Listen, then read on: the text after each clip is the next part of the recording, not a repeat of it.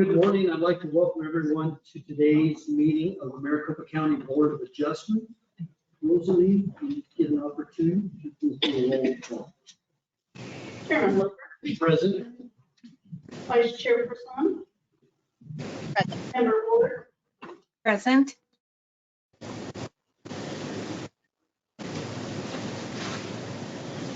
Member Present. Member Clapp. Present. Chairman Livingston. Thank you very much. Move on to the announcements. This meeting has been noticed in accordance with the open meeting law 38-431. Agendas are available within 24 hours of each meeting in the Maricopa County Planning and Development Office, and are also available on the Planning and Development website 1 week prior to the hearing at www.maricopa.gov/planning. With respect to the hearing process, cases will be considered in the order they appear on the agenda unless otherwise agreed to by the board. For each case, the applicant will be given a set amount of time to present their testimony. Any witness wishing to give testimony in a particular case shall notify the board of such interest. This shall be done by filling out a speaker's card if you're here and attended personally, or registering a desire to comment as noted on the published agenda. Also, at the appropriate time for each case, the chair will ask those attending in person and online who wish to speak to a case to raise their hand by clicking on that icon on the webinar screen. Staff will provide the chair with the names of persons who have registered and noted a desire to comment, and those registered participants who have raised their hand. The chair will call on each named participant one at a time. Such testimony shall be limited to a maximum of 3 minutes. However, the actual amount of time allowed for testimony shall be discretion of the board chair. The chair will conduct the hybrid in-person and virtual public hearing according to the bylaws and according to the rules established by the chair regarding public comments.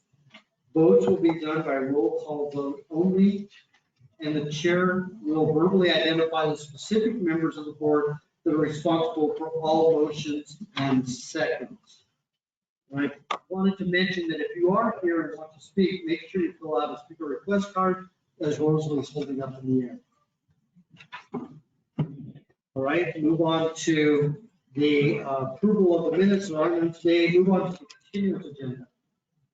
Mr. Chairman, board members, VA 2023-042, known as the Welakaichu Holdings property in District 2, request for variances to the south front setback, the east side setback, and the north rear setback for 1 acre property at 22942 East Ivanhoe in the Mesa area. This has been continued to December 14th, no action since. Thank you very much. Seeing no action is needed, we'll move on to the consent agenda. Chairman, board members, VA 2023-044, known as the Kumi property in District 4.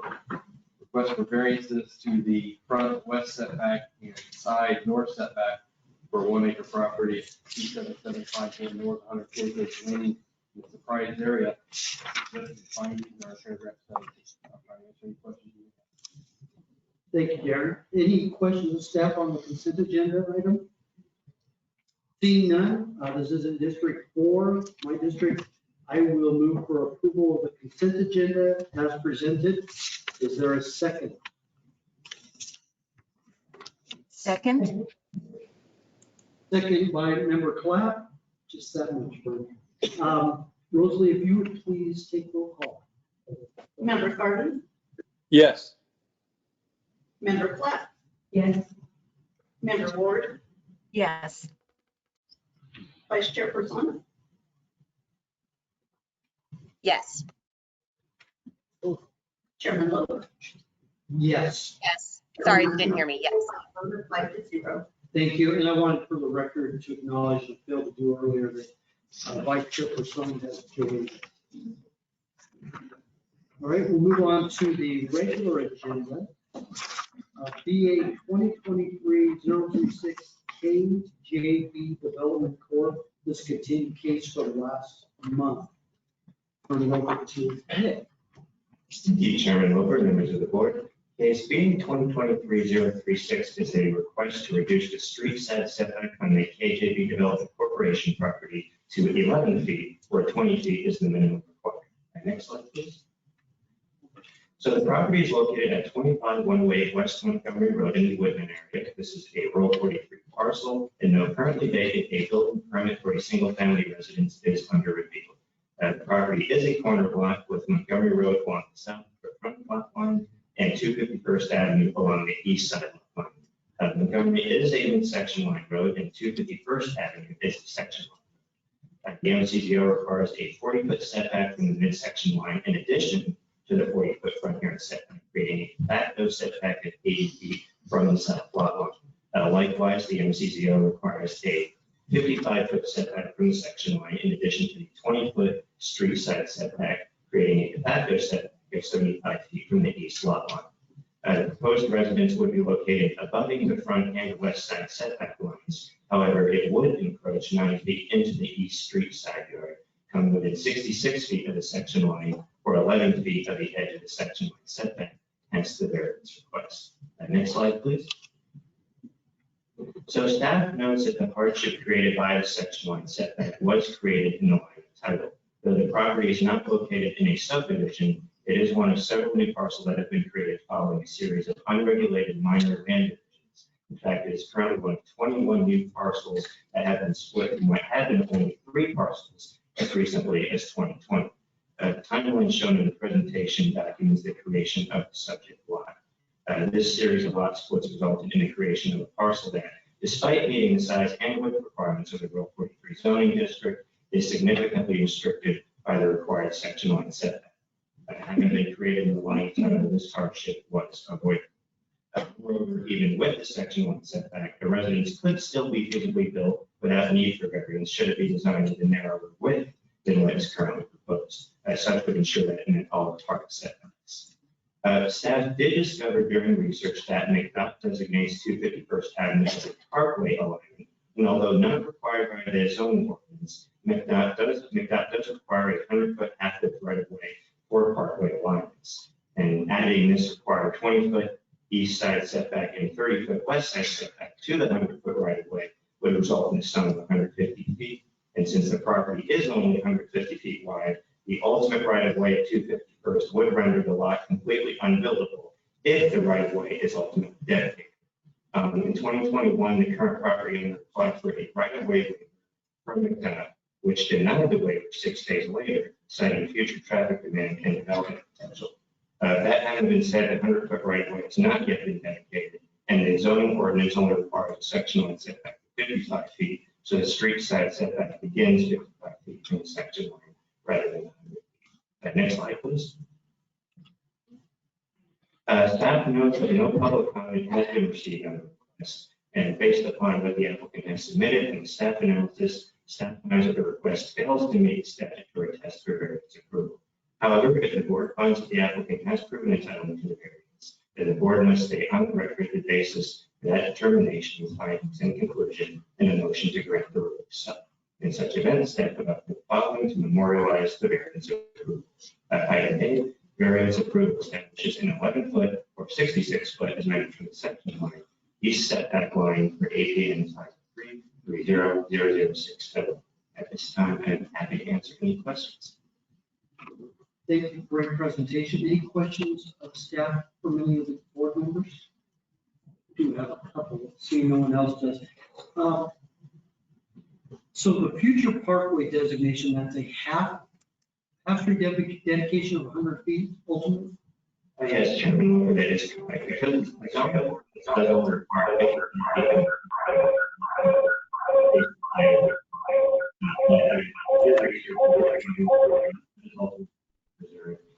100-foot half-width right-of-way, and I discovered that when I found out during research using the road information tool that there was a waiver applied for 2 years ago to remove that 100-foot requirement, and that waiver was denied. And apparently they cited not only the development potential in the area, but also wanting to keep it in compliance with the city's surprise check plan. Thank you. And then I noticed looking at the aerial, there's a number of washes north and south along that alignment. It's some time coming. and if not for you, this may be a question for Mr. Pat. Right-of-way dedication is a whole entire separate function that doesn't apply for variances. Is that correct? You wouldn't put a dedication or a future dedication language on variance. Or even an acknowledgement. The fact that a future dedication has been reserved and is public would be a consideration as to whether the peculiar condition that they're alleging was self-created. But as the court ruled in the case that I talked to you about, and the Court of Appeals affirmed that we're now waiting to see if the Supreme Court's going to take it, either the property meets the statutory test or it doesn't meet the statutory test. You couldn't put a condition on it, but you do need to take into account the fact that McDonald has made public the fact that there's a parkway designation, even if it hasn't been dedicated. I don't know if that answers your question. It does. Thank you very much. All right, we'll go ahead and open the public hearing. Is the applicant or applicant's representative here? You could come on up and provide your name for the record and then go forward with your request. Please. Morning. My name's Steve Baker. I'm the applicant, the general contractor that's trying to construct a home, that property. One moment. Is this microphone on? You guys hear me? Okay, all right. Sorry about that. Go No ahead. worries. There we go. Just gonna speak in the mic. So I know looking over this, so we've talked a lot about the city of Price, the parkway, they're calling it a future parkway alignment. I had a lot of other notes that I wanted to go over, but I know it focuses a lot about that. And when you look at the area, I'm glad you took into that account the washes in the area. And I was really thinking about to the south and north along 251st, there are a lot of homes that are constructed, already established. And I wonder if those contractors perhaps went through the same process and how it is, they got around that parkway alignment. Because I'm certainly in the middle of those. And I don't know how they would, at that point, if they would just have to reacquire those homes, demo them. That seems like an awfully large task for this parkway alignment. I know we're asking for a 9-foot variance as far as the home, it's been mentioned by the board of, perhaps making it smaller. And then the process of, not having this information in Schedule Bs. Because I didn't acquire some large piece. It was a much smaller piece, and it's not identified through title that these right-of-ways existed. So perhaps that could be the fault of title. But during the building process is where we found what the right-of-way. At first, there was a certain setback established. I actually met with my architect, created the plan specific to this lot, and then during I would mention 19 months later, yes, time had passed, and then we submitted thinking that we had met those requirements because it was a very specific plan I've never built before. It was built for this and what they told me was required. And then it was identified that a further requirement. And then that's where now the timelines certainly don't look in my favor. We are trying to accomplish multi-generational storage with this home, as far as what the future I believe is requiring now for homes, ADUs and things like that, of trying to, when it comes to a custom home on acreage, I'm really trying to check all the boxes of, getting multi-generational and affordability in a home like this. I know specifically here asking for that 9-foot setback. It doesn't sound like a lot, but it's just determined, of this parkway alignment. It sounds like it's very specific because I think we need these large setbacks that were originally established until finding out about the additional parkway alignment. That's all I have to say.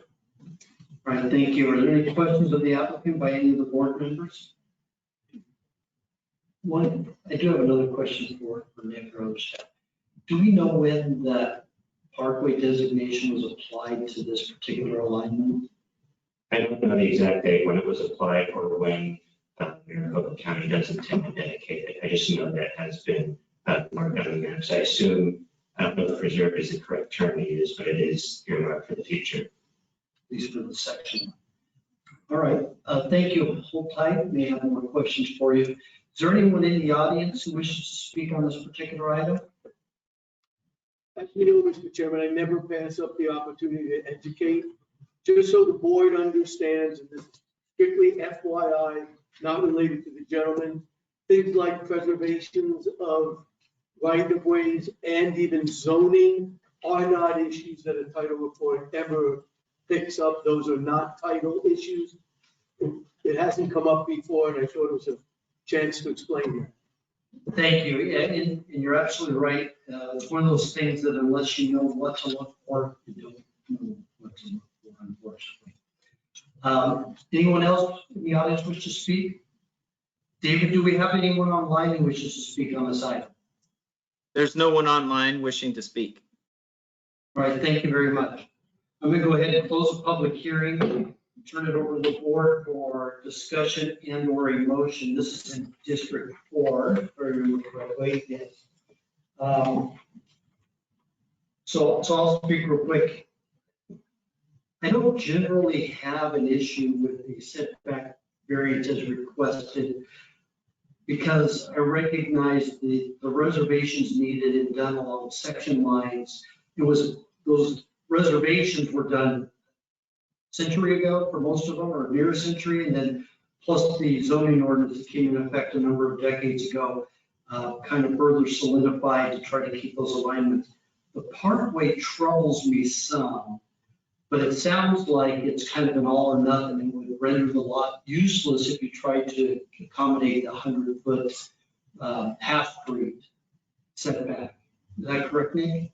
For the most part, Chairman Loper, yes, because there is, the parcel is 150 feet wide. There's a 100-foot right of way. And so when you can take into account that 100-foot right of way and a 20-foot street side setback and a 30 feet streets west side setback, that's a sum of 150 feet. So that's the width of the property. Right. So yeah, you'd be left with nothing. And why these kind of trouble me is because as a taxpayer, when things are built or constructed in a future alignment or in where something's going to go, road, sewer, whatever it is, that condemnation by a public agency costs us because we're paying for it. With that said, I do support the request because, again, as I look up and down the road, not only are there a number of washes and it's a while before growth occurs in this area, it would facilitate the need for a roadway, let alone a parkway, as well as the applicant mentioned that there are other structures that would make it difficult to have a parkway along that exact alignment without some kind of demolition and or taking of the property. I'm in support of it, and I'll just throw that out there, just the same. In case there's any other board members who have any comments, and if not, I'll defer to someone else for a motion.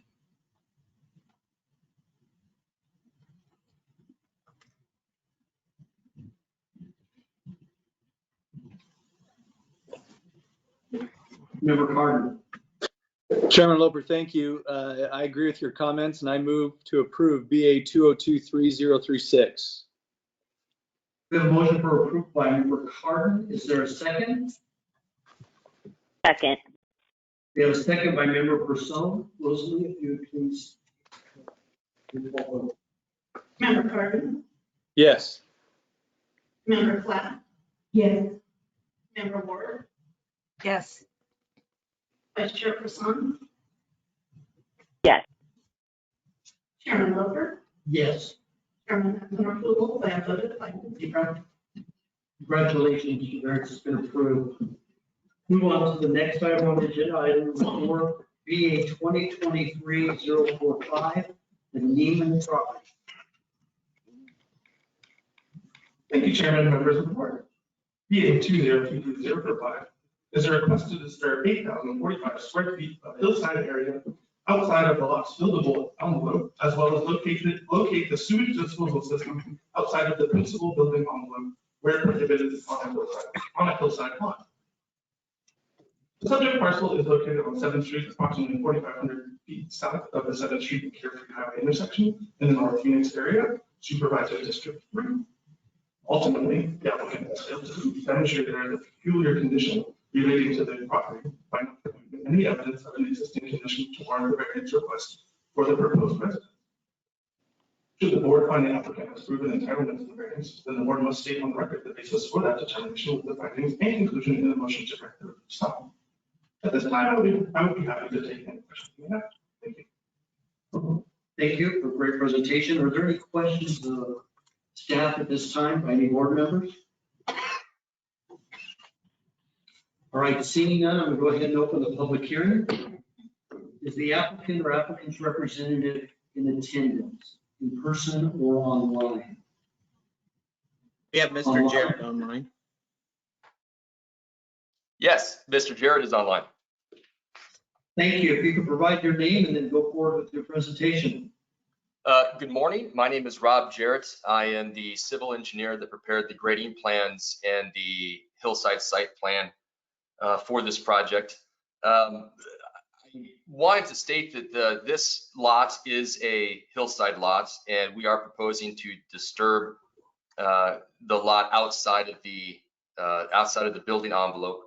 I wanted to point out to the board that this is, the reason for the disturbance is due to the fact that the lot drains from the south and southeast to the northwest. There's a large wash on the north side of the property. And currently, in the existing hydraulic conditions, all the stormwater runoff drains through the property to that large wash. So the design that we came up with, we were showing all of the proposed structures to be constructed entirely within the buildable envelope. However, the disturbance outside of that building envelope is used to reroute the stormwater to its historical location in the large wash on the north side of the property. All of the disturbance outside of the building envelope, we are specifying that should be revegetated or treated per current county ordinance.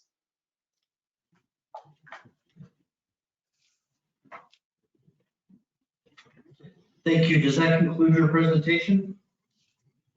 Yes, it does. All right. Thank you very much. Are there any questions of the applicant? All right, seeing none, this is a public hearing. I do have one speaker request card by Ben Neiman, who says he wishes to speak. He's the owner.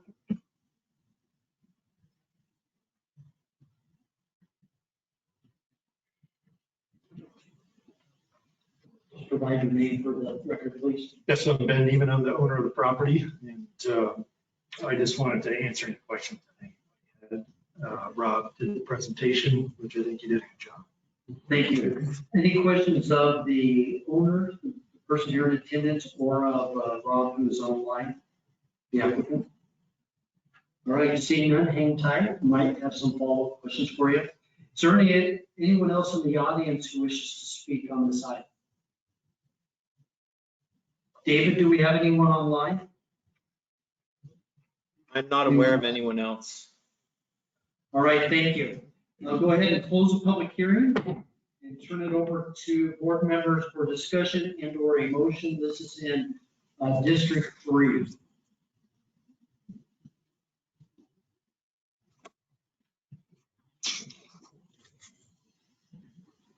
District 3, okay, sorry, I thought it said District 4. I mean, I have no problem with this considering the issues with the wash. I'm curious what the rest of you guys have to say. I would agree. Is that in the form of a motion, member person? It wasn't yet, but I will do that now. I move that we approve case BA 2023-044, subject to the language outlined in the staff report. Thank you. We have a motion for approval, and I believe it to be a 2023-045 is what I'm showing, correct? Okay.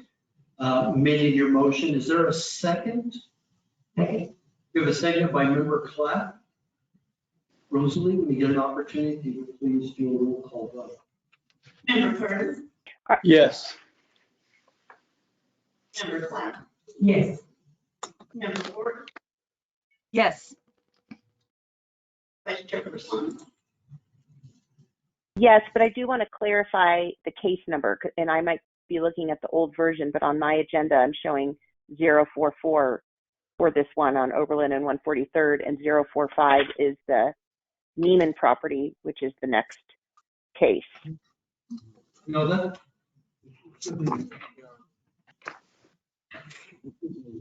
This is Neiman. Okay, then 045, sorry. I think there might have been a typo on one of the earlier ones or some confusion with the revised agenda, but it is BA 2023-045. Okay, my vote is still yes, thank you. Thank you. Chairman Lower, Yes. Chairman, that's an approval by a vote of 5-0. Congratulations, good luck with your one. All right, move on to the next item on the agenda, item number 5, which is temporary use permit TU 2023-011 to District 3 by Mesquite Development LLC. Turn this over to Mr. Johnson. Thank you, Chairman and members of the board. The property owner's representative, Mrs. Davis, is requesting a temporary use permit to permit a use of the second RV as a temporary caretaker's quarters at 85 West Wolf Drive in the New River area. The site is now rural 43 and is approximately 2 acres in supervised District 3. As part of the temporary use application, the applicant provided a letter from Banner Health Medical Center dated January 30th, 2023 that identifies the resident family member requires assistance from caregiver. The first TUP was issued on March 7th, 2023 for temporary housing during primary residence construction, and it remains valid concurrent with the active status of primary residence building permit B20201374. Staff is of the opinion that the applicant is satisfied with the requirements of NCCO Article 1302.2.5 regarding temporary caretaker quarters. Opposition against the case focused on the state of the property with a recent site inspection photos showing the accumulation of debris and construction material. Additionally, opposition outlined concerns of the multiple occupied RVs on the property, which this second TUP request seeks to permit. Staff received 5 memos of concern in the public notice period. And the public opposition received, the case is referred to the Board of Adjustment for determination. If there had been no opposition received during the 10-day public notice, the case would have been administratively approved for 2 years. Staff requests that the validity date of the subject TUP request coincide with the final expiration of the existing TUP for temporary housing, which would be on March 7th, 2025. Staff recommends approval of TU 2023-011 with conditions A through B. I'm happy to answer questions. Thank you, Mr. Johnson, for the presentation. Are there any questions or comments to staff at this time? All right, seeing none, I will open the public hearing. Is the applicant or applicant's representative in attendance?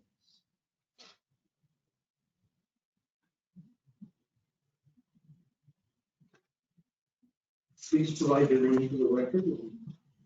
I'm Stacy Davis.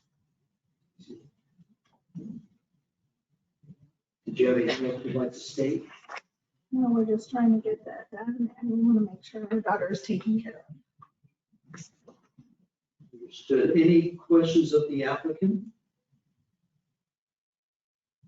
I've seen none. Hang tight, we may have some questions. This is a public hearing. Is there anyone in the audience who wishes to speak on this item? We do have copies of emails that were sent to staff that they have forwarded to us. Seeing none, David, is there anyone online who wishes to speak on this item? Yes, I have Curtis Blevins who wishes to speak. He should be available now. Mr. Blevin, go ahead and provide. Go forward with your statement. Can you hear me? Yes. Okay, I have 4 points. The first is that this person, the applicant, has multiple people living in RVs or sheds on the property with no sanitary facilities. The second one, the place is a junk pile. The third is his fence he installed this year is on the road, the edge of the road. And then the fourth issue is that he never helps maintain the road despite having additional traffic besides his own personal access to the property. So I'm against this. That's all I have to say. Thank you. Are there any questions of the speaker by any of the board members? All right, we may have something for you going forward. David, is there anyone else online who wishes to speak? I'm not aware of anyone else. All right, thank you very much. Seeing no one else wishes to speak, I'm going to close the public hearing and ask the applicant if there was anything you wanted to state as a follow-up to the speaker's comments. And keep it brief and not personal. Yeah, no, I understand. If you look at our property, we don't have a lot of pictures. It is very neat and clean. Okay, we do have piles of that pile right there is all the debris from digging out the hull, the footers, the stem walls and everything like that, and pad. I have a grizzly there where we screen our dirt, we put it back into places that needs to be. We do have wood debris from all the footers and everything like that. But the property itself is neat and clean. And as far as sanitary, he was talking about sheds and everything, we do have a septic system, which was permitted and passed, and that's in place, and our trailer is on that right now.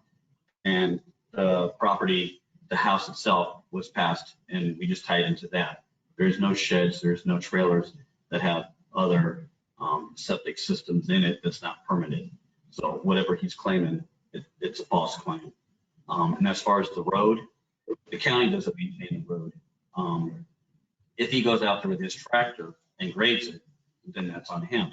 I have no obligation to maintain a dirt road that other citizens live on or other neighbors live on that don't grade the road. So me using it as something personal, I don't know how to use a road to my property as a personal use. Multiple trailers, the only trailer is there's mine and the one that we use for our daughter, and which we are here today for.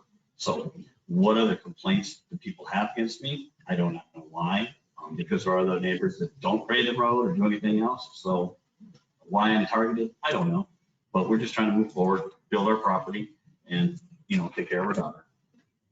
Thank you. If I can get you to give your name for the record. I'm Matt Davis. I'm her ex-husband. And a question for, really, I guess, for staff. We have an active building permit on the property. Right? That's right. And the road in front of it, is that indeed a public roadway? Not saying it's maintained, but it's not a private. A private ingress. It is a private ingress. So for all of you and those who are listening, there may be language in that private easement that the county wouldn't get involved in. You guys can explore that later on your own.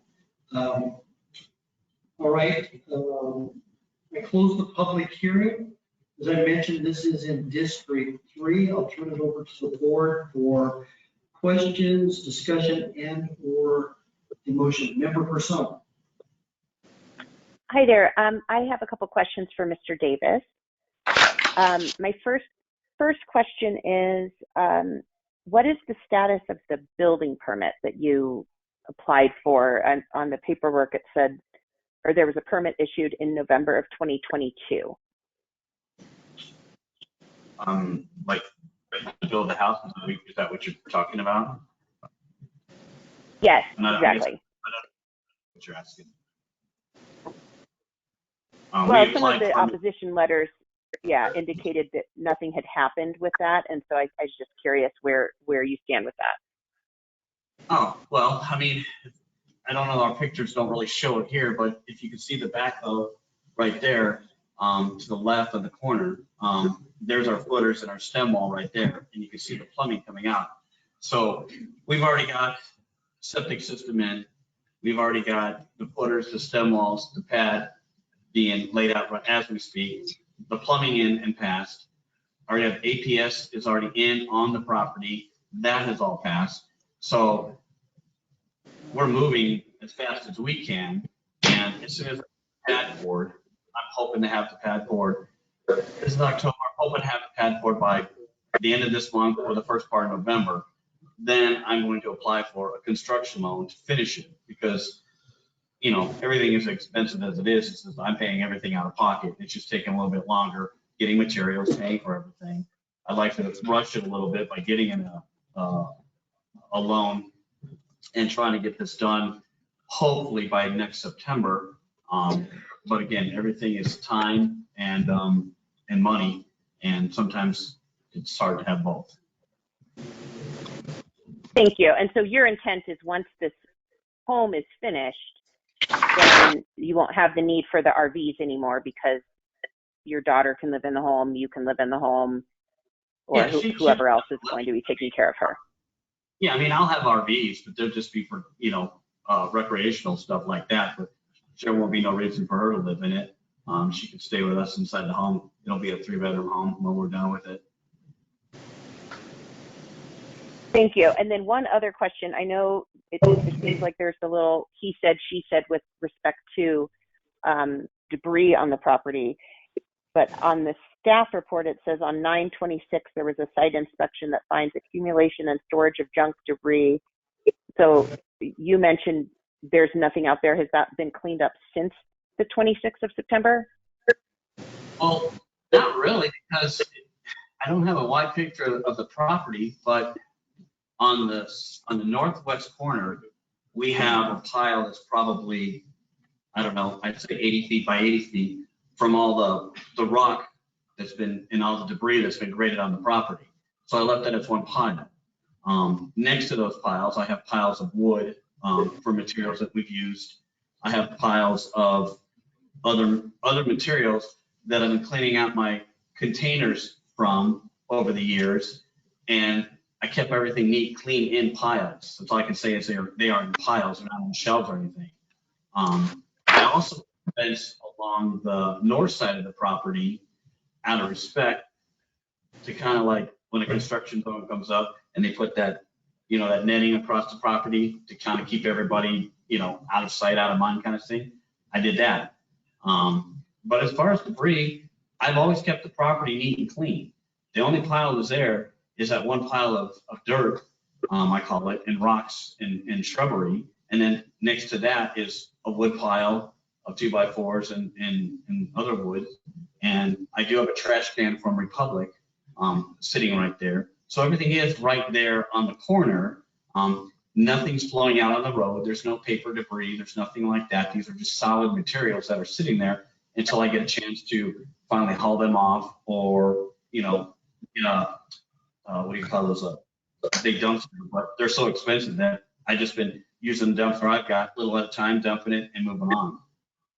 So I don't know why really in effect this affects anybody's sight of vision or the property. It doesn't make the property look like crap. It's just one little corner that does have this debris in it.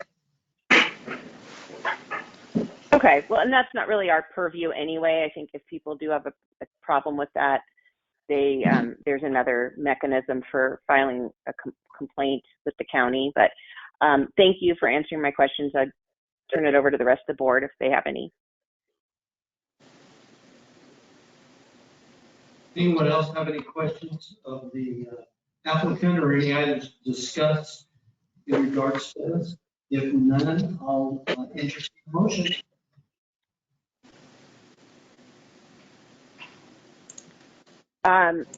Okay, I move that we approve this case TU 2023-011, subject to the conditions outlined in, subject to the language outlined in the staff report. We have a motion for approval by member Person. Is there a second? Second? We have a second by member Ward. Rosalie, if you please take roll call. Member Clark, Yes. Member Platt, Yes. Member Ward, Yes. Vice Chairperson, Yes. Chairman Lippert. Yes. Chairman Watson approval by a vote of 5-0. Temporary use permit's been approved. Well, Thank you. Make it with the neighbors.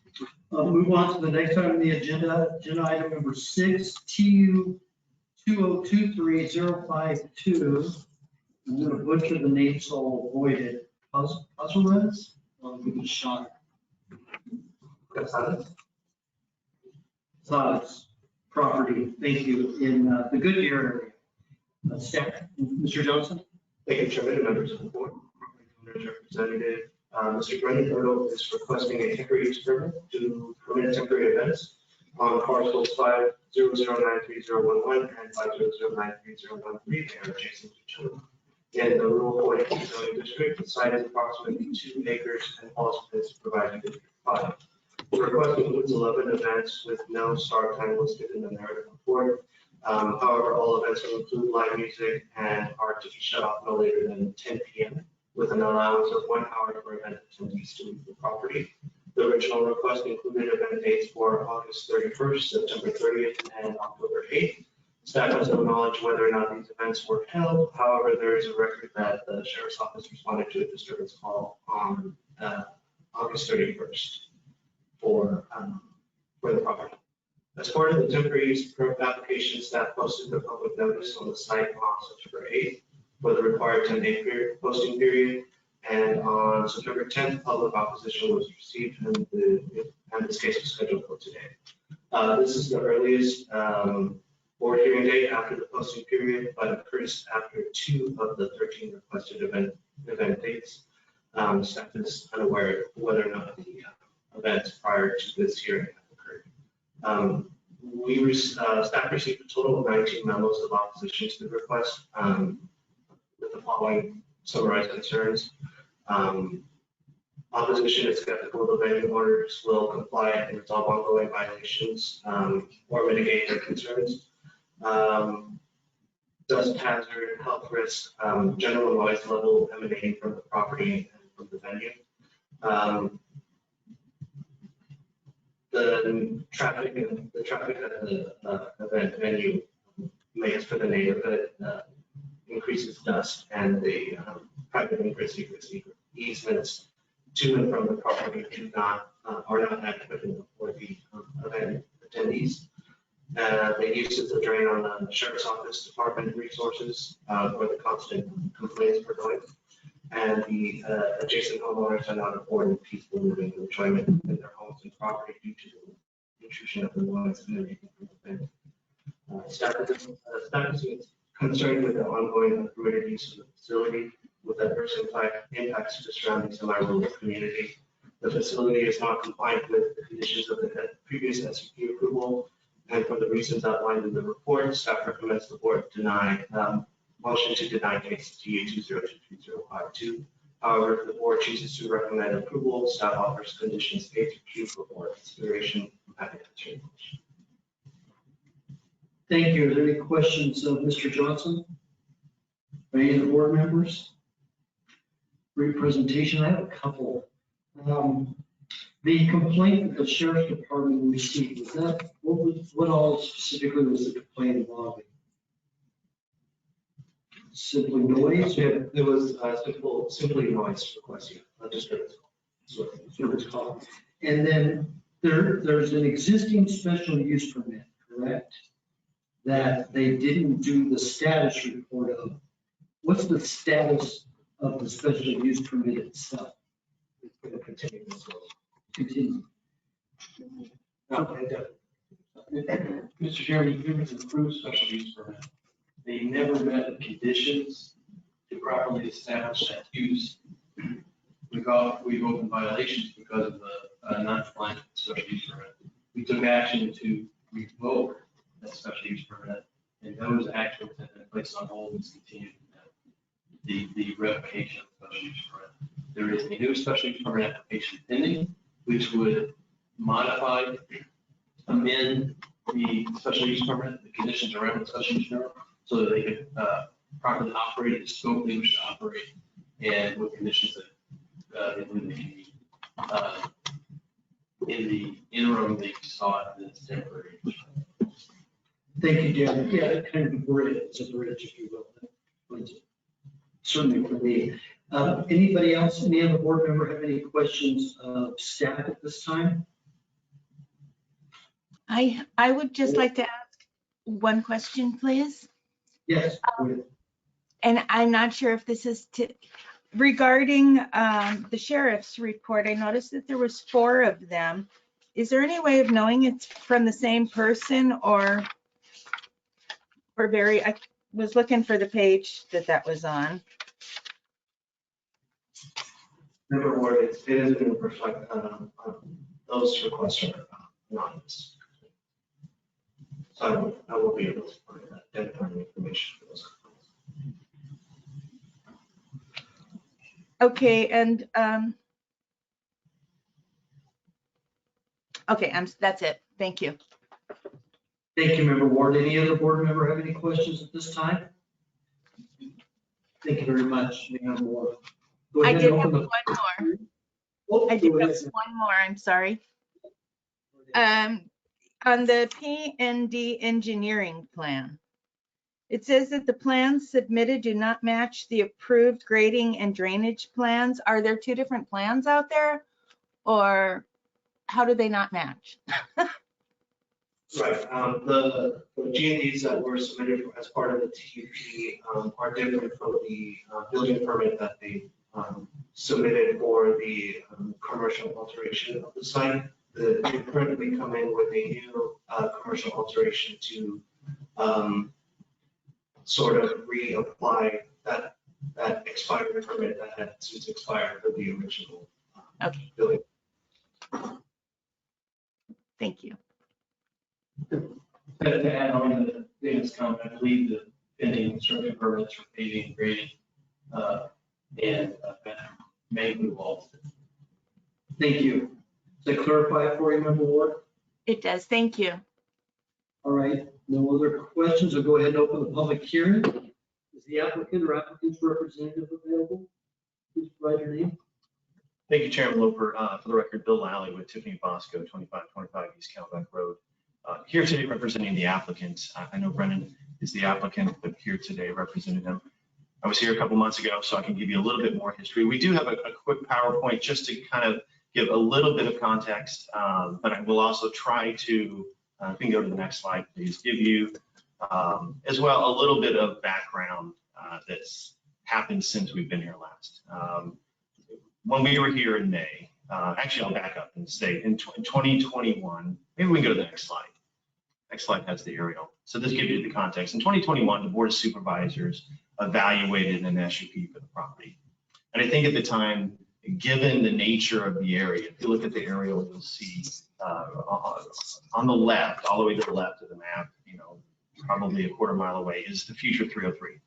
Adjacent to that is actually industrial and multifamily construction that's happening. To the south, about a quarter mile is industrial buildings. And then the MCA5, the reliever. So this area is in transition. We've got Goodyear subdivisions to the north. You have industrial to the south and Will to the west. You have a reliever and a future 303 coming into this area. So the area is changing quite a bit. And when the Board of Supervisors, I think, approved the original SUP, they looked at the area and looked at a use of this type as sort of a transition to sort of what is this going to be in the future. What it's likely to be is probably more residential and or commercial or industrial adjacent to these 2 freeways. So in terms of long-term stability of a non-large lot residential use, it makes a lot of sense. Now, post 2021, the applicants had an engineering plan that had a drainage plan that was taking out the entire parking for drainage. And so there were a number of nuances in the site plan that were approved originally that in practice, once they started to implement the plan, didn't work. And so they were immediately in non-compliance with a lot of the conditions of the SUP, not just construction or site plan, but also operational. They did agree to in 21 probably without good counsel, some operational constrictions, sound, timing, number of events, those sorts of things. And when you have a very large facility like this, they probably should have second guessed it at the time and come up with some better operational conditions that would meet their future plans for the site. So over the course of 2022, the applicants, really without counsel, were in and out of violation hearings, in and out of code violation problems, still operating events.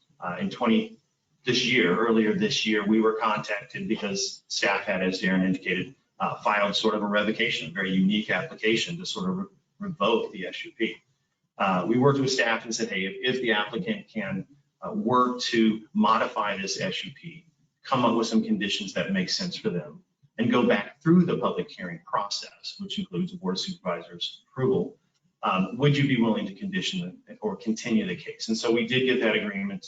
At the same time, the applicant had a number of events in the spring.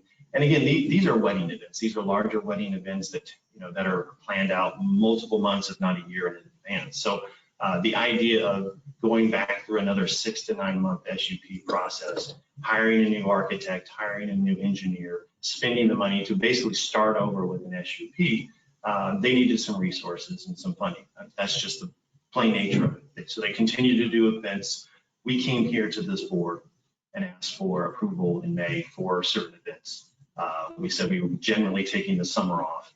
I pushed them to try to get a new SUP, a new architect, a new engineer, everybody on board to make the modifications, get the SUP in as soon as possible. So the SUP did take a little while because they did have to onboard all new consultants and then rework the entire plan, including the drainage that was referenced. That SUP was filed in August, end of August. At the time, I think they realized that the SUP is now going to take some time, and we have fall events. Fall is an important time, fall and winter, for wedding events. So they filed the TUP. So we're here today with the TUP for a number of upcoming events with conditions that are likely to match what we end up hoping to end up with the SUP as it moves forward to the Board of Supervisors. So we're in kind of limbo right now. We have an approved SUP that we're not compliant with. We have a new SUP. We have an SUP that's submitted that's different than the old SUP. We have a TUP that identifies upcoming events. So I think at the end of the day, the story is this applicant is absolutely trying to do the right thing to bring the property in compliance. The general area is transitioning away from farming and in large 5-10 acre horse properties. It just really is. With the 303 and the MC85 coming in, this will be a different world. This event is on a larger site. The application, and maybe we could go to the next slide, please. Actually, go back to the area. So this is fine. This one gives you an idea of the quality of some of the improvements on the site. So this is a very nice facility. They've done a lot and spent a lot of money to improve the facility. So it would absolutely be a shame to walk away from these types of improvements and these types of facilities in this area, where frankly this area is short of these types of facilities. Now that COVID's over, now there's a wedding rush. People are out now planning to have a lot of these gatherings, and we need more facilities like this in the area. But if you can go back to the aerial, I think it was the second or third, it gives you an understanding, maybe one more back, sorry. This one. So the blue surrounding properties for the folks who showed up in May in support of the property, in support of the TUP. They've remained in support of the TUP. Clearly, the staff report has a number of letters that have been submitted on behalf of others in the area as opposed to this TUP. But our intent is to continue to work with staff on the SUP, get the SUP into a condition to where we can hopefully strike a compromise with the neighbors in terms of the operational nature of the facility. There are a lot of people here, Mr. Chairman, I think that want to speak, so I'll be brief and hold my time for the end with questions. But with that, I'd be happy to answer any questions. Thank you. Any questions of Mr. Lally by any of the board members at this time? All right, seeing none, as I mentioned, I open a public hearing. First off, I'll let everybody know that staff received a number of emails in support and in opposition to this request. They have forwarded those on to us, even including recent as early this morning. So we are in receipt of those. I have a number of speaker request cards, both in support and in opposition. I have 15 plus in support, and I have approximately 10 in opposition that are here, plus whoever is online. So I'm going to start, no particular order, with those that are opposed to it. And if you could, I'm going to limit the time to speak to 2 minutes. Just, we'll be here all day if everybody has a long time. Try to not repeat the previous speaker's comments. You don't have to walk up and say ditto, but if you're opposed to it, you're simply opposed, you can just say that, but try not to be repetitive. Deborah Vogel. She didn't indicate whether or not she wanted to speak. All right, Terrence Bryant. Shows you're opposed. Yes. So, yes, my name is Terrence Bryant. I beg to differ with their counsel. He paints the picture as though that's basically a large industrial area. I live in Canyon Trails, 4 South. There are hundreds of homes. Dare I say thousands in that area. And we are adversely affected by the loud music. And the police reports reflect that. I think one of the members asked if it was the same person. I can't speak for the whatever incident that happened in August or what have you, but I can personally tell you I have called several times. I live 1.5 miles from the event, and I can hear the bass thumping. And 10 o'clock is supposed to be the threshold. Let me assure you, we go well past that. And if I believe the police report even shows the time when the complaints come in, constant complaints for the same issue. It is a willful disregard of the law is basically all I can say. I've spoken to a few real estate professionals where they are saying that they have to disclose that there is a special event potentially because of the noise factor. That doesn't do anything for our property values. In fact, it decreases our property values. I heard a couple of recordings where they've done good things for people. They've have done some charity and they've thrown functions from that. That's all good and fine, but you don't get to break the law. You don't get to disregard the law when it's convenient for you. And that's what we see all the time. And I mean, it's a hardship. It's not, we're past a nuisance. A nuisance is when a kid drives down and they're pumping their bass in their car every now and then. But when on weekends, late at night, you can't enjoy your backyard. You can't even get a good night rest in the evenings because you're hearing that music. It's enough. Thank you very much. Next is Rochelle Gribler. Opposed. She checked wishes to speak.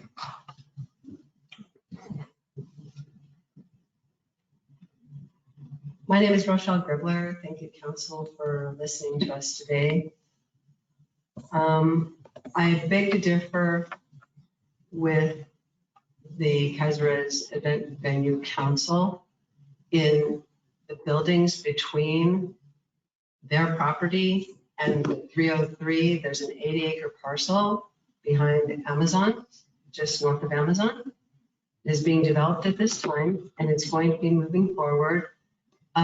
In the very near future, they will be they're going to be changing the actual building development from 7, I think it's an R7, to high density housing. They're planning to put apartment complex in there. They're planning to put in condominiums, townhomes, and patio homes. That is extreme high density. I'm actually opposed to that. However, it's going to happen. We don't have a say. It's already happened. It's went from 1 house per unit acre up to the R7. Now it's moving into high density. I see it coming. It's going to happen. Yeah, we're moving forward. And because the high density is coming in, you think we're a problem, complaining? We're 1 house per acre right now. You know what? Just wait. you're going to be hearing about this because this is going to go on for 8 more years. This SUP was for 8 more years. And then they intend to ask for 10 more years after that. Okay, that is in that original report. They actually wanted 20 years originally, but they can only go 10 and 10. What are we here for? We're here to tell you our needs. And by the way, on a personal note, I'm putting my house up for sale. It is up for sale right now. It's been up for sale for 6 months because I've given up on this process. And I need your help, guys. I want to keep my house. Thank you. Mary and Downey has indicated they're opposed to it, but does not wish to speak. Changing mind. Todd Gribler, opposed, but does not wish to speak. Luke Bailey, opposed, but wishes to speak. Sorry if I butchered your last name. Basie.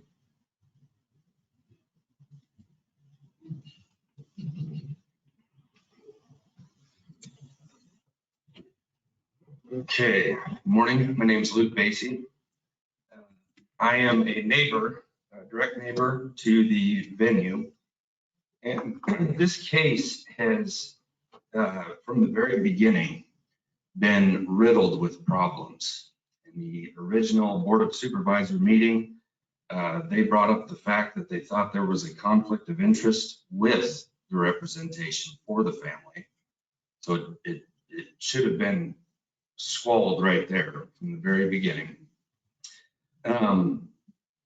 In the last meeting, which is on video, was in early May. The owner of the venue stood right here with his counsel and verbally agreed to a cease and desist, which you guys had asked for. He agreed to it.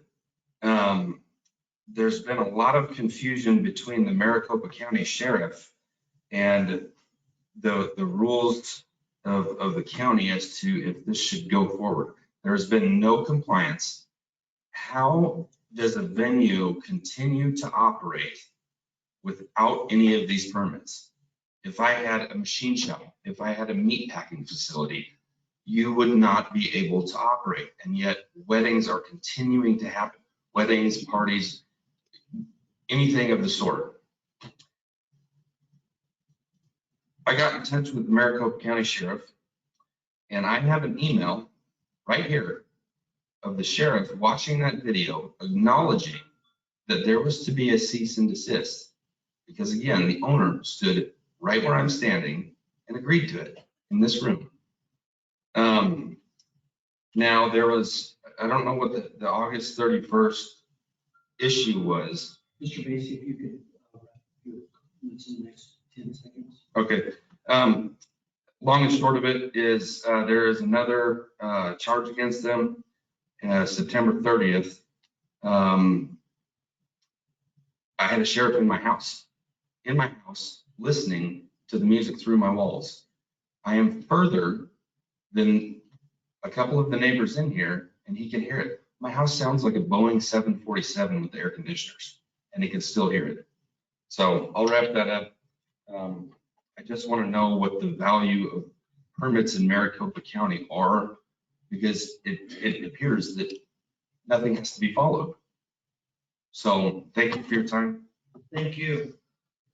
David Schumer, opposed, wishes to speak.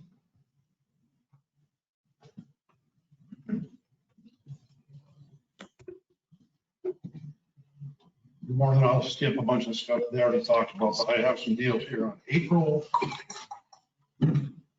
March 1st, when the revocation started. We told him he can have 2 more parties. He had 8. May 18th, he stood right here, said he's got 1. He had 7. The issue I have, place is beautiful, as they all say. Bring our property values down, number 1. The man does not want to quiet the music down. If you quiet it down, you might not hear from us. They get to speak after us, so what everybody's gonna do is come up here and say, he's a great guy, and we don't hear any music. They got papers where the sheriff's been called noise complaints 70 times. So nobody hearing this, I'm hearing it myself. Any of you guys are invited to come by my house on Saturday and listen to it. They're all gonna say, oh, when you live on acreage, you have dust. Absolutely. I've been there 25 years. Add 150 cars to it, the dust is insane. Amazon is half a mile from us, like council said. We don't ever hear them. Cotton Lane's a half mile from, yeah, you hear a little bit of traffic. This is nonsense.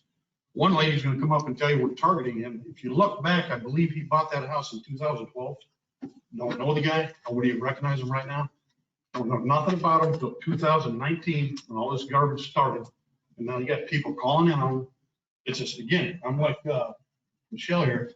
I'm gonna probably have to move and take a loss on my house because I have to put this guy's rocking the neighborhood down here. And I heard it twice out of you guys. Commercial in a residential area. I mean, that's it. Thank you. Is that your opinion you brought? No, I don't know what it is. Okay. All right, Sarah Langston opposed and wishes to speak.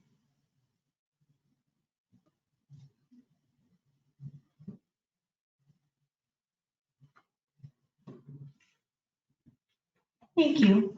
I've lived in this home for 15 years and we've never had issues. People have parties, people have functions, no one complains. This is not a mixed use area, as council has said. This is an entirely residential area. The only person who has moved into a home that has modified a home is this house. No one else in this neighborhood is allowed to run a business. No one else is allowed to have these functions. I want to reiterate that we have complied in every step of this process. We have sent in our letters. We have come to these meetings. We have voiced our opposition. We have called the police. I have been up at 4 a.m. The cops showed up and they were asleep outside. They had passed out. The music is still going. It is not a one-time thing. It is a deliberate and habitual disregard for the law and for the process. And it is very disheartening, as my neighbors have said. I live one house catty corner on the next street. I am right there. You can't sleep. I have goats. I have horses. It disturbs my dogs. It disturbs my children. 150 cars on a dirt road. They have never paved this road. They say they're paving it. They put down rocks. They do everything they can to not comply with what was asked. They put up fake phone numbers to reach the county representatives with our complaints. There has been a complete disregard from the very beginning of any compliance. And like he said, these parties continue. They stand here and say they will stop and no one does anything about it. Yet the police have to come out and use their resources every time, and they should be charged for that. They are making money off this. And it is ridiculous to say that they now are going to have to start over with what funds? Well, with the funds you receive for the $10,000 parties that you're throwing day after day after day next door to my home. And it is bringing down our value. It is bringing down the value of our lives even more than our money. It is upsetting and it causes discontent in the neighborhood. And when they came to have that petition signed, they misrepresented themselves, never said they were commercial, said we just want to have a few parties. It's been misrepresentation from the beginning, and it's very upsetting. Thank you. My last speaker who requested to be last worked out that way is Mr. John Williams, who's opposed and does wish to speak.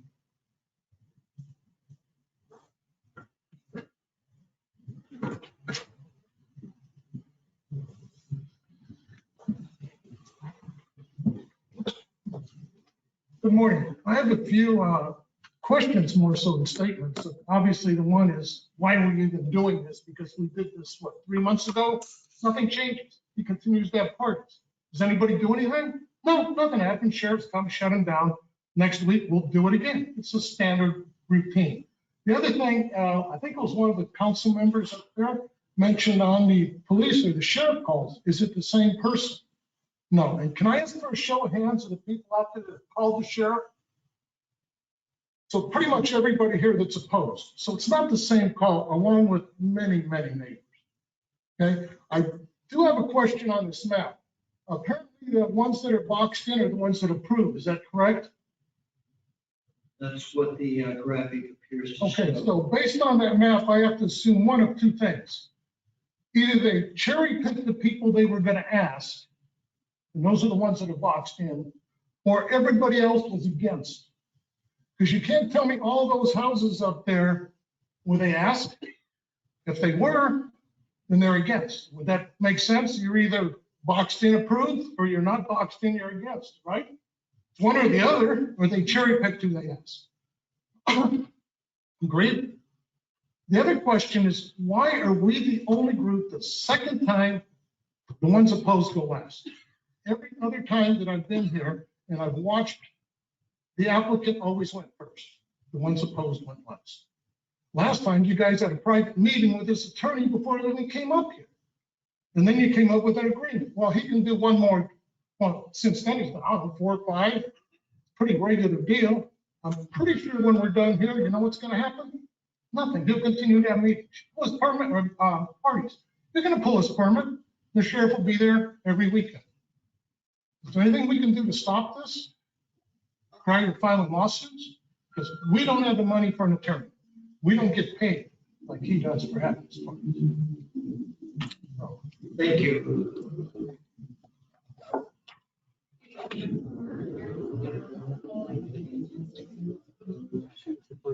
You were the first card that I called.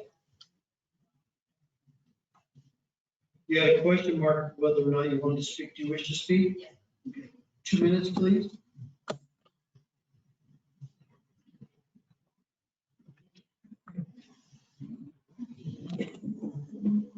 Morning, Chairman and Board. My name is Deborah Vogel. I wanted to come today in opposition of the TUP for this venue. I'd like to disagree with the council on their statement saying that there aren't any other venues in the area.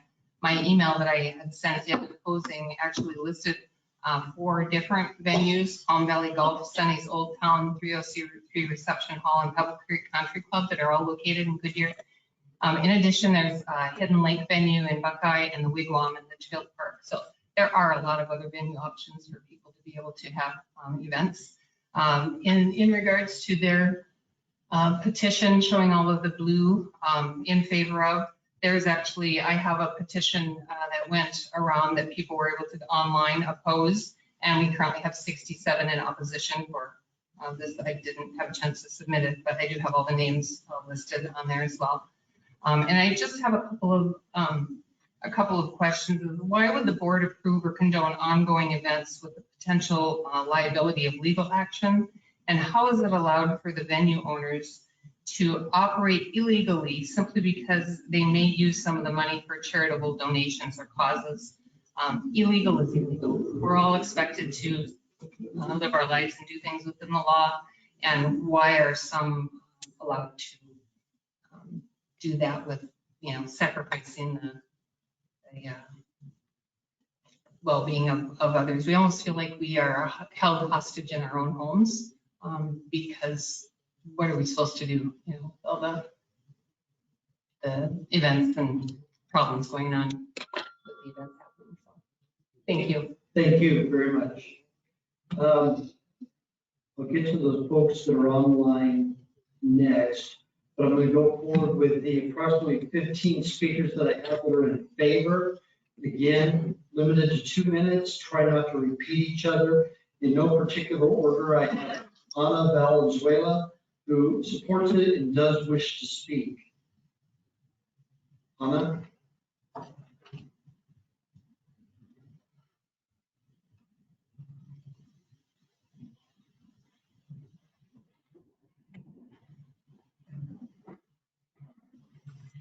Good afternoon, sir.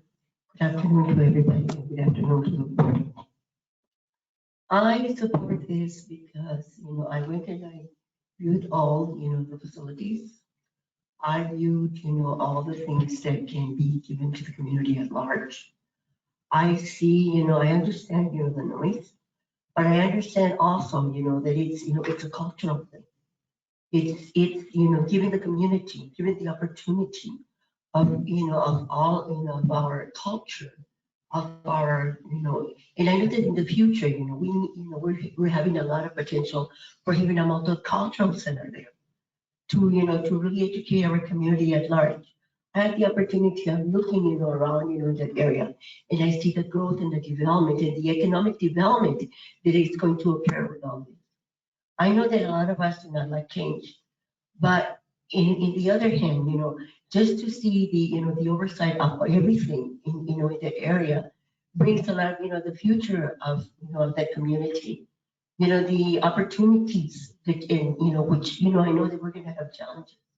But I really, really want you to take in consideration, the opportunities that were given, not only, to that family, but to the community at large. Thank you very much, sir. Thank you. Georgina Ramos indicated support, wishes to speak.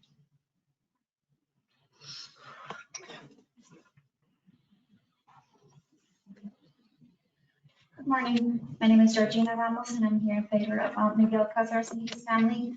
I've known them for about a year. I've been there for a couple of events. I've never stayed until 4 in the morning, 4 a.m. All the events that I've been to, they finish around 10 p.m. I've never seen a problem, a fight, or anything like that. It's a beautiful place, and I think it makes the community look beautiful. And they have teenagers there. They're helping with the stalls. They're showering the horses, and it's like a safe environment for our kids. It's very family oriented, and I just see it as a family-owned business who's trying to. I mean, every time I see them, they're always looking to upgrade the property in order to make it look better and pass these hard times, and be compliant. Thank you very much. Francisco Giron, in support, wishes to speak.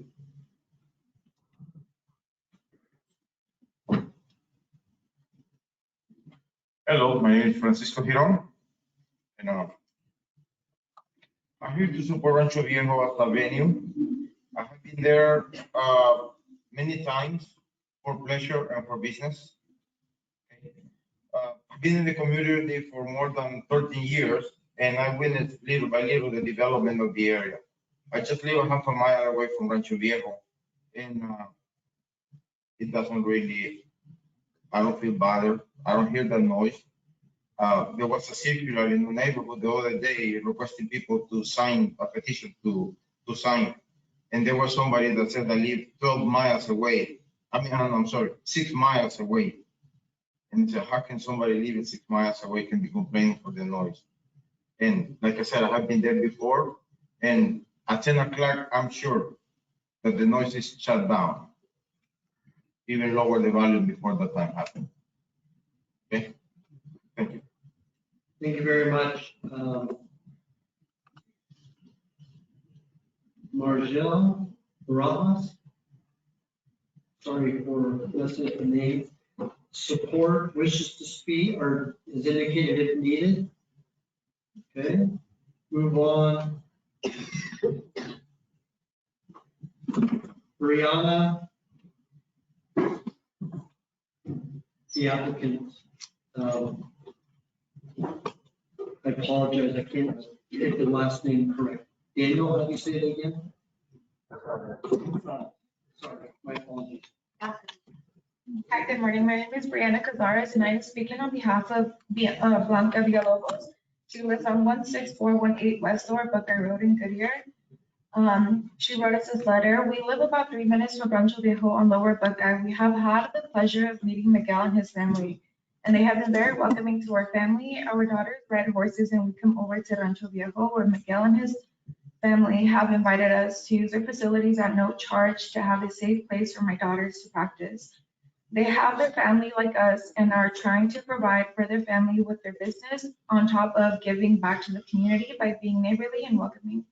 We live across the other acre properties who have regular parties on the weekends, just about 40 feet across from our house, and we don't hear the music inside of our home. The neighborhood is respectful of our music and ours as well. Riding horses through the neighborhood, including by Rancho Viejo, is a very clean and nice area to ride during the day. During the weekend, the neighborhood is very peaceful. On the weekends, you hear music outdoors from different residents having a good time. If you drive through the neighborhood and all being respectful of the neighbors and their houses. We support Rancho Viejo and appreciate their involvement in the community as well as Miguel's family and children. Thank you. Thank you. I received more speakers cards. I have over 20 at 2 minutes in person. That's over 40 minutes, so bear with me. But I do have one, Alex Mesa, who says he'll only speak if needed. Now's your chance. Okay, doesn't want to speak. Edith Bermudez wishes to speak in support. Come up, please. Hey, I'm going to start calling some of the other names if everybody can kind of, I'll just call it 2 or 3 if you can kind of be prepared and come on up. So after Edith is Gabriel Cabrera and then Jeremy Garnier. Hello, good morning. My name is Edith Bermudez. I only live the next street over, not even a half a mile away from them. I just have a couple things to say. About the people that call the cops, they have a group and they each take turns. I've been told this. They take turns calling the cops. So if they say that, oh, everybody calls the cops separately, they have a group. I called last week or I called 20 minutes ago. I have personally signed and have been present when other neighbors sign to be supportive. I am sure if any people so opposed would like to have a party, I'm sure they would accommodate them. They're not like that. They're really a community type of business. There's no other venue like it in Goodyear that I know of that is actually a small business, a family business oriented that's going to help our community. I feel that most opposed signers, 67, I don't think are even close to hearing any other music, which I think is bogus. I live less than a mile from them, and since the last hearing, I haven't heard any disturbance or have been disturbed by them. And we need to come together and support small businesses. I have been called and asked if I can hear the music even before this. I've lived here for about 4 years, and I cannot believe that I came to live at a property to be peaceful, and we're having this type of problem. So that's my point on it. Thank you. Thank you very much. Next is Gabriel Cabrera, and then I have Jeremy Garnier after that, and then Artemis Martin after that. Gabriel? Hi, good morning. Morning. I'm here on behalf of Gail Cabrera. My father, he lives 2 houses down. Yeah, I'm gonna be very brief. Just want to touch up some points. He's a business owner. He's had 4 businesses currently right now. 3 of them are in Phoenix, 1 of them is in Mexico, but he is very compliant and aware of noise regulations, laws, and permits. And he's wanting to clarify that from his house, he says it's not a problem. Anything is outside, he can hear it, but he hasn't feel like it's excessive. And then inside the house, it's not anything where it's bothering. Closed doors, you can't hear anything inside. Personally, from my experience, when I've gone over to visit, I've been over there on weekends when they have parties, and I haven't even considered it a problem. I could be like, oh, just look at the cars passing by. But in regards to the noise complaint, personally, I never had any issue with it. And he lives 2 houses. I know some of these, I know it goes with going back and forth with some of the noise things that are excessive from 2 miles. I'm driving into the house and I don't hear it. Once I pull up 2 houses down, I can hear it, but it's not excessive. Thank you. Jeremy Garnier, and then Artemis Martin, and then Jenny DeSoso. My name is Jeremy Garnier. I'm in support of the venue and Miguel and his family. I live to the property directly to the east, the blue box next to the yellow. I have no issues with noise. The traffic it's heavier. I spoke in May and it said the same things. So the complaints for noise, I'm going to reiterate what a few others said. When there's reports of noise complaints, a lot of times the venue is not even operating. It's coming from outside and other parties and other houses from what I've experienced. Other than that, it's a great facility. The roads have been improved. It's still dusty because it's in the county. And then the Maricopa doesn't maintain them. No issues with violence. I really can't support it enough. So, thank you. Thank you. And then I have Jenny Sosa and somebody with the last name B.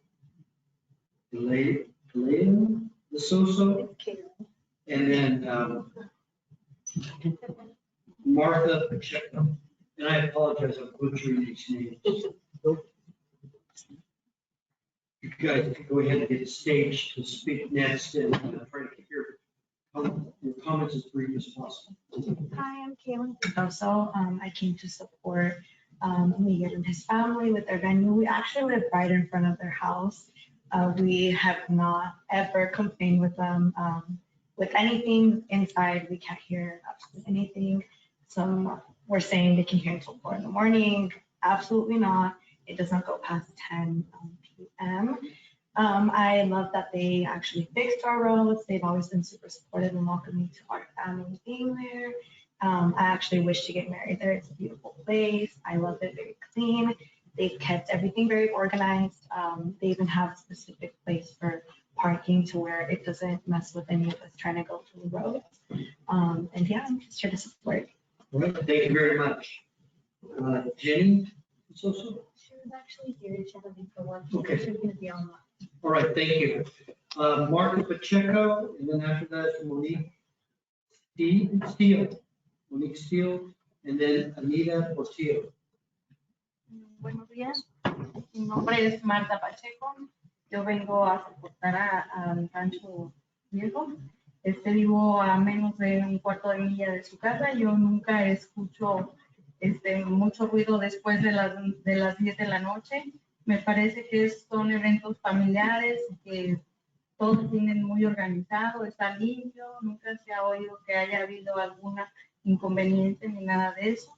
Yo los soporto a ellos. Vengo a apoyar. Gracias. Gracias. I understood most of that. She's in support. Thank you very much. I'm not making light of it. Very good. I didn't know to have a translator for those tonight. Monique Steele? Yes. Robert Steele. Did he fill out a card? Or just go ahead and provide your name. Robert, here you are. Thank you for your service. Yes, sir. I know your taxpaying dollars are paying for me to be at work, so I need to get back. I just want to say that I'm full support of the venue. I've been there. I signed in support of it, went and checked it out. I actually booked my daughter's wedding there. So yeah, in addition to supporting it, we will be having an event hopefully at the venue. I looked at some of the noise complaints. I looked it up 103 yards away. In my front yard, yeah, I can hear it. Inside my house, in my backyard, I can't hear it at all. I don't hear no bass. I don't hear anything. That's 103 yards away. I can hear Desert Edge High School band. I can't hear their announcer every word. I can't hear the events video ballpark. And I can hear the cars in NASCAR. PIR. I don't think we're gonna start racing Teslas at PIR. I don't think we're gonna have style of football games. I don't think that the noise complaint is valid in the area that I'm in. The dust I can't speak to. I don't live right around them. But most people in the area have horses. They have brown pens, they're working horses, that kicks up a lot of dust. The neighborhood's surrounded by farm fields, when they're plowing it, you know that kicks up some dust. So thank you for your time. You want my vote, yes. Thank you, and again, thank you for your service. Monique, do you wish to speak? Hello, my name is Monique Steele, and I'm here to speak today in favor of the venue in question. I actually have my daughter's wedding planned there next month, hopefully, if you guys, let this go through. I'm also a neighbor, and this venue is one of the only ones in the rapid growing city of Goodyear that offers a fully outdoor venue for family celebrations. The only other options I found in our wedding search were the newly built City of Goodyear Recreation Center, which does not offer any services in helping you plan. The Palm Valley Golf Course, which is an indoor facility, the Palm Valley Community Center, and Sunny's Boxing Facility. Wedding planning itself is very difficult and a stressful task. Having to deal with this board hearing and the neighbors fighting each other on this matter adds extra stress on top of my family. Most of all, my daughter, who is a bride in question, couldn't come today because she also just had a baby who's 4 months old. And this is all like stressing her out more than anything because we don't know if we're gonna have a wedding or not. The ranch in question is a beautiful venue, which you guys seen the pictures. They don't give it justice though. What you guys see is not, it's not what you would see in person. Miguel and his family do such a great job at keeping the venue beautiful at all times. I have never seen the venue dirty or trash laying anywhere every time I've showed up there, or even when I have just taken a leisure ride on my ATV down the neighborhood streets. The city of Goodyear is growing at a rapid pace. We even made it on the top cities in the US along with the city of Buckeye for our population growth. Anyone that lives in our city can agree it's only growing more and more in our future based on all the apartment complexes that are going up. We are in need of more local venues to host family celebrations. A great deal of the city of Goodyear population consists of young families who would soon be celebrating marriages, sweet 16s, etc., which the ranch would be a perfect place to hold these celebrations. Supporting a family who is starting a business, who is also a neighbor, is ultimately keeping your money in the city of Goodyear. Goodyear is the epitome of the suburbs, with opportunities for family. Okay, shutting down a family-owned business would take away the sense of the community for Goodyear. My family alone is traveling from across the country for our wedding, from Virginia, Indiana, Kansas, and Oklahoma. We have rented Airbnbs in Canyon Trail, which is a suburb neighborhood there, to keep the money within Goodyear. We opted to keep all the money local. We hired the DJ, the teacher in Goodyear. So we just want to keep everything local. Because if we don't support the community, who will? Thank you very much. Please keep applause and stuff to the end, or actually not at all. Arcely Schaefer doesn't wish to speak. I have Mary Duran, and then Onita Portillo, and Emily Gonzalez. Does Mary Duran wishes to speak?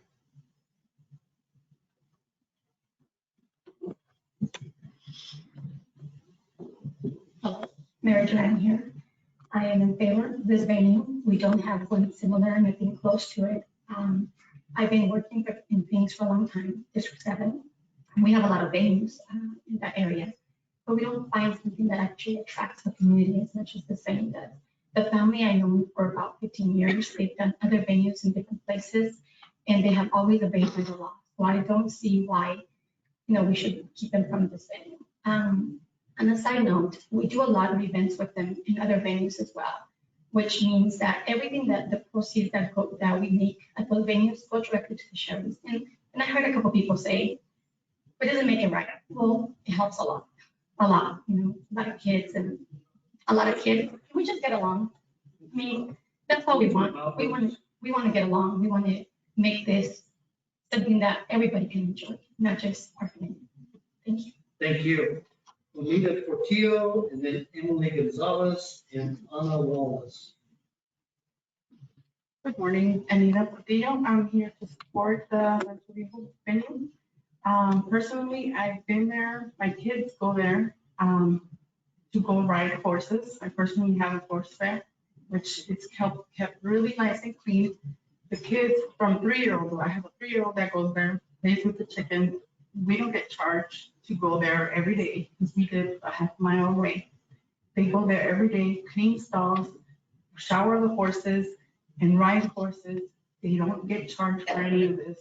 I think it's a great venue because it's in the community. It helps the kids in the community.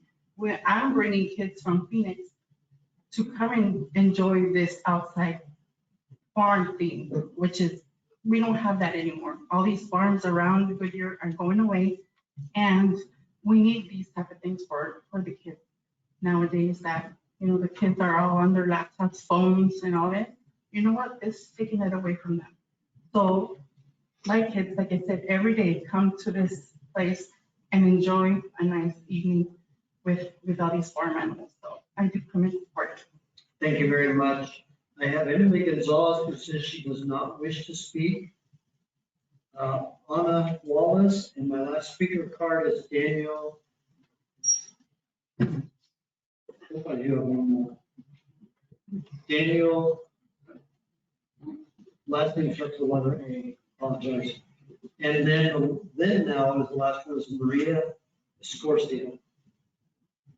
Hi, my name is Ana Wallace. My English not very well, but I'm gonna try to do my best, okay? I live closer from Rancho Viejo, and my experience with them is amazing. Really, it's an amazing place. Last year, some friends invited me there to a quinceañera, and from the beginning, I saw the difference. The family always was there, pending on everything, safety, clean, the quality service was an amazing. All the team was a great service, really. And after that, we decided to do the gender reveal of our daughter last December. We was there from the beginning also. Well, we do the contract and they explain out the policy, what we have to do, what they do. Example about the music, we have to wait the music at 10 p.m. We end the music at 10 p.m. The people everything was spending a great time because like I told you, everything was safe, secure, and always the family was there, depending on everything really. And after that, I went there 4 times with a different party like weddings, quinceañeras, anniversaries, and always was the same. The service, the secure, the values of the family always was there. And really, I'm agreed about this kind of events or venue in our community. It's very nice and very safe as well. Thank you. Daniel, and then Maria Scorsese. My name is Daniel Arechiga. I'm directly across from Rancho Viejo. Of course, I'm in favor. All the noise, what's just something. I'm a small business owner myself. I did go into it blind. You are going to create some mistakes. I did get fined for some stuff that I didn't do. But what you do is you correct it. Once you correct it, you move forward. So, you know, it's the same pace, but I did create a lot of mistakes. I did get fined, like I said. And you have to correct them and move forward. Good, thank you. Good luck with your small business. And Maria Scorsese. Good morning. My name is Maria Scorsese, and I'm here to support Miguel Casales and his family. I've been knowing them for about 25 years. When I came from Mexico, they were very nice in helping me and my family translate on my first day of school. I would never thought that I was going to be here 25 later supporting their family for this. 2 years ago, I found out that I was neighbor of them. My husband is a contractor. He has made right now custom homes around the community, which is around there, probably like 2 minutes away their house. I talked with some of the owners of the custom homes in the community, and they say they're not against this, and they are enjoying actually the music that they haven't got a chance to be there. And I was telling them that they should go and support because we need more places like this. In general, in Arizona, we don't have a venue that is outdoors, just like the ones they provide. We have a lot of fancy venues. It gets me really sad, this situation, because I know I happened to saw their house, their first house. They had a couple of horses back then, and this is a dream of theirs. Besides being a dream of them for the whole family, they're supporting a lot of families. So whatever neighbors in here, they're not, they don't agree with the situation. They should think about how it's gonna damage and hurt other families of this business. It's been helping family kids. It's a lot of contracts in here, and those contracts are helping a lot of families, not only Miguel Cáceres, it's them, and besides, also the community should be known for this kind of events and venues, which we need more in Arizona like this. Thank you very much. That's all the speaker request cards. Is there anyone else in the audience wish to speak that already did not? David, do we have folks online who wish to speak in favor or opposed or just wish to speak in general on this request? So I have a Mike H who I wasn't able to chat with. He just raised his hand, so I assume he wants to speak. I also have Jenny Visoso who was mentioned earlier, but she also didn't chat with me, so I don't know the status of either one of them. But if you're okay, I'll allow them to speak. Yes, go right ahead. And if the person speaking could please provide their name for the record. Thank you. Okay, Mike should be able to speak if he unmutes on his side.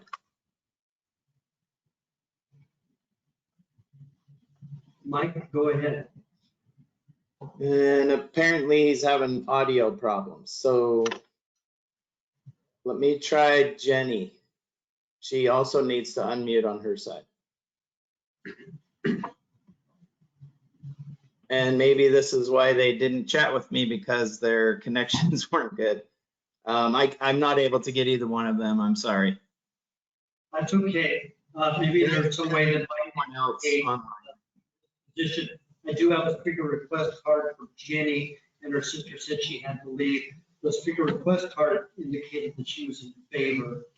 All right, with that said, if there's no one else, I'm going to go ahead and close the public hearing and allow the applicant for a few minutes of rebuttal. Bill?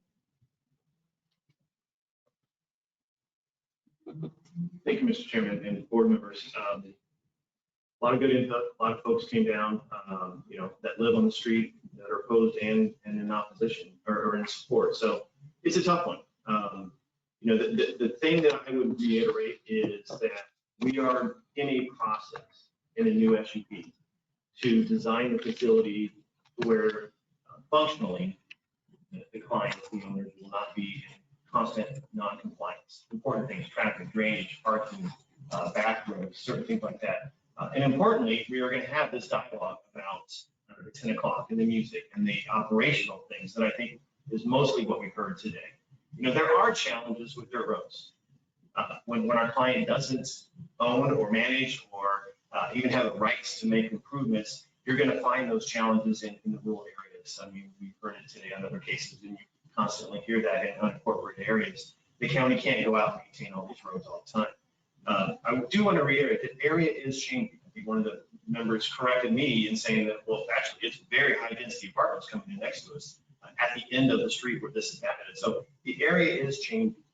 It's not going from a quiet rural equestrian neighborhood any longer.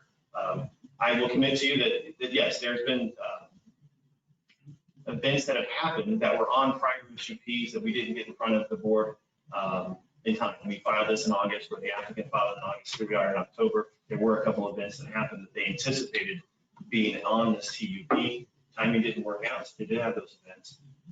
But I think this is a wake-up call to the owners and the operators today to make sure that they have to be the best neighbors possible going forward in order to deserve any sort of approvals today. But I will commit to you that the team now has a good team together to finish the SUP. The SUP will go through planning commission again and board supervisors again. All of these conditions will be vetted in the public in terms of operational conditions. And so I feel confident that the board supervisors will vet out what's appropriate for the area in terms of modifications. I do believe we are in the heart of wedding season. And I think it would be difficult to see them not get the approvals for these upcoming events in order to help kind of continue the operation and allow for the funding to make the improvements and make this a long-term safe facility. I could answer any specific questions that were brought up today. I think you heard a little bit of both sides about music and traffic. I'm not sure I want to weigh in on either one of them, other than to say there is a public process that will happen going forward after today for the final SUP. You have to answer any questions. Thank you. Are there any questions at this time of the applicant? Seeing shaking heads, no. Thank you. Hold tight, there might be something. Chairman Loper, I have a question. Oh, yeah, sorry. Hello. Bill, I'm torn on this because I'm a small business owner myself. I want to support small business, but what I'm hearing is not a lot of, hey, we've tried to work with these people that are feeling impacted to address their concerns. And I don't know how long you've been involved in the process of some of these events that happened without the prior protocol or before, they had the benefit of your expertise, but help me understand how your client is working with the community to address these concerns they have. Thank you, Mr. Chairman and Mr. Person. It's difficult because I think there is a little bit of bad blood between certain factions in the neighborhood. So there isn't a very good communication that's happening, I think, right now. I think today, I would highly recommend to my clients, and they're behind me and they're listening to me, to put aside any of that history and try to work towards having open dialogue and open communication towards some of these outstanding issues. As this SUP moves forward in the process, I am also going to recommend to them, as I do all my clients, to do additional outreach. The TUP doesn't have the same type of outreach as the SUP does. The SUP will require some of that outreach, and I will highly recommend that they do that and more.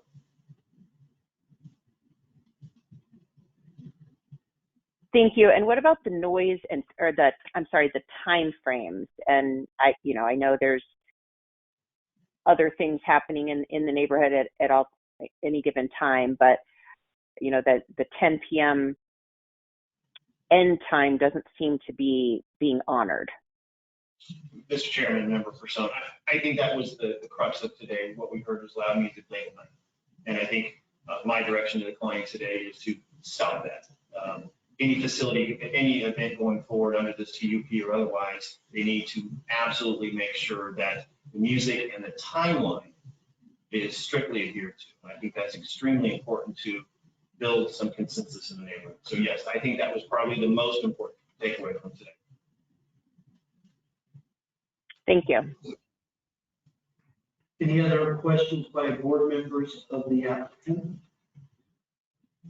All right, seeing none, Bill, just hang tight. We may have some more. I'll turn this back over to the board for discussion and or a motion. I did want to make a couple of comments. First off, thank you to everyone who's taking time out of your day, which is typically work time, to be able to be here today, whether you're in favor or opposed or just an interested party. I'm very appreciative of your involvement and your efforts.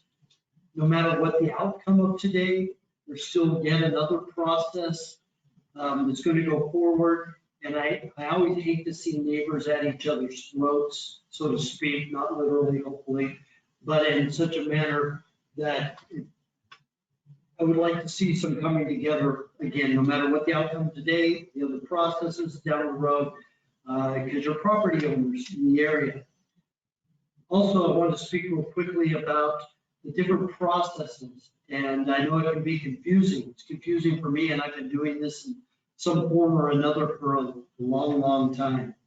And, but this particular process doesn't dictate what happens with the special use permit that they just submitted for or applied for. And it also doesn't address or deal with or even attempt to deal with the special use permit that exists or doesn't exist, whatever's happened with that. This is its own process. But I would say to the applicant, certainly this is an opportunity to show that you could be a good actor. If the temporary use permit is approved, it's that opportunity so that if you go forward with the special use permit, that you can turn to it and say, we did hear and we went forward, we're able to be a good neighbor to those here that are involved. Given the nature of the temporary use permit, I am in favor of it because it is that opportunity to become the good actor, to show that you can be the good actor. We weren't involved, this board, in the special use permit and can't speak to it. The timing of stuff makes things difficult. The fact that they're moving forward, that they did have some events that were outside of a special use permit. It was in limbo before the temporary use permit got heard. Doesn't trouble me as much because they did apply, but attempting to go through the right processes. I just want to offer those things that I am in support of the temporary use permit. This is in District 5. And so with that, Member Cardin, you have a question or comment? Not a question, I had a comment. Yeah, Chairman Loper, I appreciate what you said and frankly thought you said it well. As we have found in these temporary use permits, sometimes there are some opposing views, and I think this one is a difficult one. I will say if this, as this was a first request in May, the board went along with the temporary use permit and approved it. And had this been a first request, I imagine I would feel the same. But I believe I'm actually opposed to this temporary use permit and agree with staff's report and believe that the special use permit process at this point is the correct venue to resolve this. So I'll just throw that opinion out there as others are thinking. Thank you, Member Cardin. Any other comments? One way or another, Member. Can I ask a question? I Yes. have a question for staff.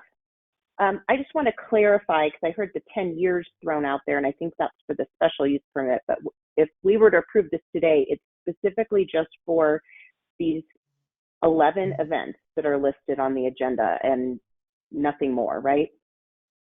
That's correct. That's correct. Thank you. Okay. Is there anyone else who has any comments? Member Ward, are you still on the line? We lost Member Ward. This is in her district. Is there anyone who wishes to make a motion on this particular one? Member Cardin. You know what my motion will be, and it'll be interesting to hear how it goes, but I move that we deny TU 2023-052. We have a motion for denial by Member Cardin. Is there a second? Okay, we're getting Member Ward back online. Okay, Board Member Ward, can you hear others?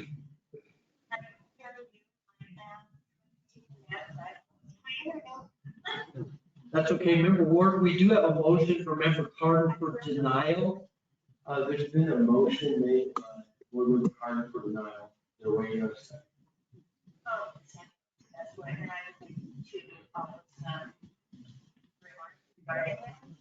Go right ahead. Yes. Okay.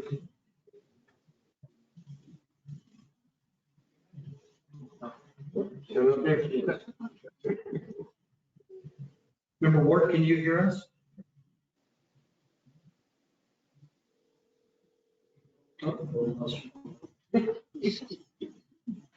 She did second it, and so we have a motion and a second. Prior to taking a roll call, a little bit of discussion. Member Ward.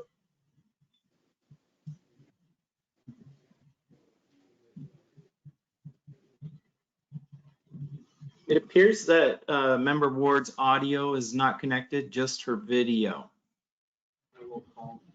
She may need to Maybe she can reconnect. try the call-in number.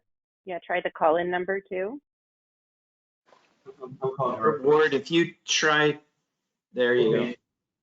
Okay, we got you back. We got your video and we got your audio. Okay. Yes, go right ahead. You may make your comments.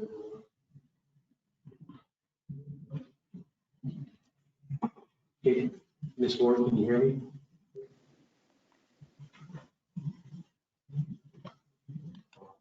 I'm not sure I have a phone.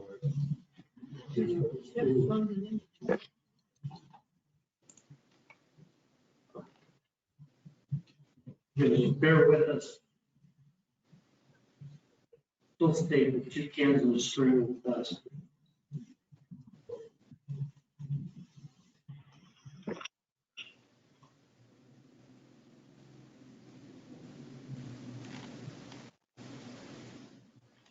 Vern, can you hear us at all?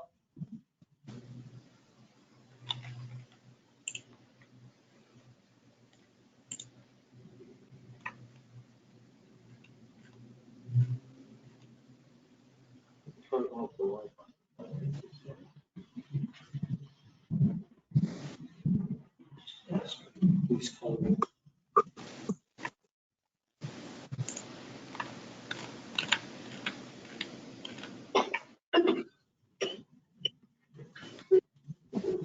I apologize for the delay. I'd like to give Member Ward the opportunity to speak. We do have a motion for denial and a second to that motion by Member Ward. Okay. We have this one back. Okay. Make your comments if you would. Yeah.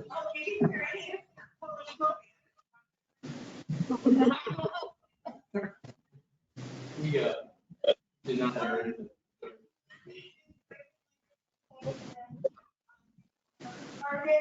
For making a motion to deny to 203-2052. The owners applied for the special use permit in 2021. The people who lived there before that are basically hostage in their home to have a venue being built in the middle of their residential neighborhood. History has shown that the applicants have disregarded the restrictions initially imposed. I'm sure they're wonderful people, because every one of the neighbors need to hear parties and music literally every single weekend. Regarding the dust, it appears that they did cover it with a compact building that they controllers. The beautiful venue is in the residential neighborhood, and children enjoying the daytime activities and horses are not what this complaint is about. And so I just would also like to reiterate, I will vote no. All right. Thank you very much for the award. We have a motion for denial and a second. Rosalie, would you please take a roll call vote? Member Thornton, Yes. Member Platt, Yes. Member Ward. Yes. Vice Chairperson, No. Chairman Loper. No. Chairman, the denial by a vote of 3-2. Thank you for everyone again for your time and attention on this matter. Best of luck with moving forward with everything. I believe this was the last item on our agenda. Is there anything from staff to us? No, nothing from any board members or staff. All right, we'll go ahead and adjourn the meeting. Thank you, everyone.